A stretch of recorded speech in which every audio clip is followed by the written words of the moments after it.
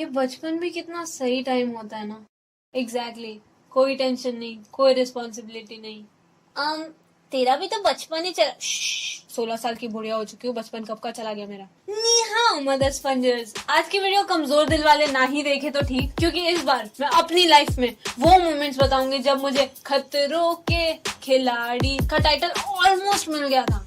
ज्यादा भूमिका ना बांधते हुए फर्स्ट इंसिडेंट ये तब हुआ था जब मैं जूनियर में थी और मेरी बहन फर्स्ट स्टैंडर्ड में। और तब ना ये फैंसी पेंसिल्स नहीं होती थी और ना ही ये हाई-फाई वाई-फाई मैकेनिकल पेंसिल्स, और अगर ऐसी पेंसिल्स होती भी थी तो हमें तो नहीं मिली, क्योंकि वाई वाई 30 रुपीज की एक pencil when you can get 10 Nataraj की लाल काली pencils with free eraser and a sharpener. Premium quality Nataraj sponsored sharpener, Nataraj sponsored sharpener, जिससे सिर्फ नटराज वाली पेंसिल शार्प होती थी। और एक इरेजर जो ओहो भाई, इरेजर तो मतलब जो ही क्वालिटी का, मतलब जो भी साइंटिस्ट लोग ये बैठ के बोल रहे हैं ना कि diamond is the strongest material in the world, भैया नटराज का इरेजर देखे हो कभी? चमकता नहीं है लेकिन तेरे भाई जैसा कोई हार्ड एज नहीं है, इतना स्ट्रॉन्ग मटेरियल कि इसको सेल्फ डिफेंस के लिए यूज कर सकते हो, बंदे के थ्रू निकल जाएगा। अबे ये बाउंस तक नहीं होता यार, क्या सीमेंट से बनाते हो क्या? खैर छोड़ो, मुझे क्या। Anyways back to the topic. Topic बातों में कहाँ आ गए।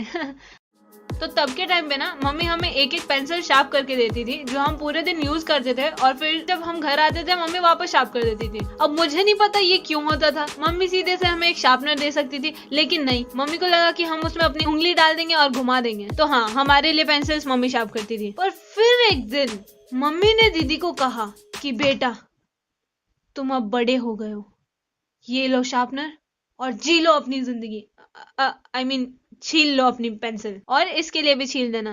बट अब अगर तुम्हारा कोई छोटा भाई या बहन होगा तो तुमने ये जहरीली बात बिल्कुल बिल्कुल बिल्कुल सुनी होगी, अगर दीदी स्लैश भैया कर सकते हैं तो मैं क्यों नहीं। वै वै वै। तो जब दीदी ने अपनी पेंसिल शार्प कर ली, मैंने कहा इधर इधर, ओ हेलो शार्पनर इधर, मैं खुद कर लूंगी अपने लिए। पर दीदी मानी ही नहीं। और मैं वापस याद दिला दूं, मैं अभी सिर्फ 4 साल की हूँ। मैंने कहा मैं खुद कर लूंगी, मैंने कहा मैं खुद कर लूंगी।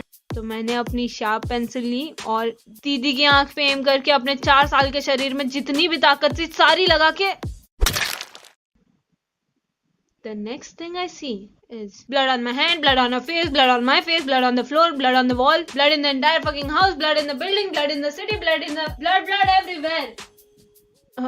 इसका तो हो गया, ये तो मर गई, मुझे निकाल रहे घर के बाहर, मैं जा रही हूँ जेल, टूट गए मेरे सारे सपने, और अभी तक तो देखे भी नहीं थे। पर नहीं, प्लॉट ट्विस्ट, दीदी जिंदा है। पर दोस्तों उस दिन मेरी इस छोटी सी भूल की वजह से मेरी बहन आज इन भाई साहब के जैसे दिखती है।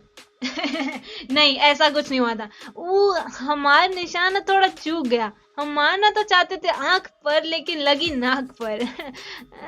Anyways, moral, improve your aim. अच्छा एक और सुनाती हूँ। मैं और मेरी बहन ना टीवी देख रहे थे, तो एक बात ना बहुत पहले से मेरे दिमाग में थी कि ये जो कार्टून स्क्रीन पे दिख रहे हैं ना वो टीवी में है, पर क्या वो एक्चुअली टीवी में है या टीवी के पीछे है? कैसे पता चलेगा? आओ गाइस टीवी के पीछे चलते हैं, मिलके आते हैं रिची रिच से। It was at this moment that he knew he fucked up. Moral of the story, TV के पीछे कोई नहीं होता, चुपचाप पीछे बैठ के देख लिया करो। आओ गाइस चलो टीवी के पीछे चलते हैं, कोई नहीं होता टीवी के पीछे। अच्छा खासा टीवी तोड़ दिया, तुम्हारे तरफ से भी तोड़ दिया, और बता भी दिया कि कुछ नहीं है पीछे, तो तुम्हें ये स्टंट करने की जरूरत नहीं है। You welcome.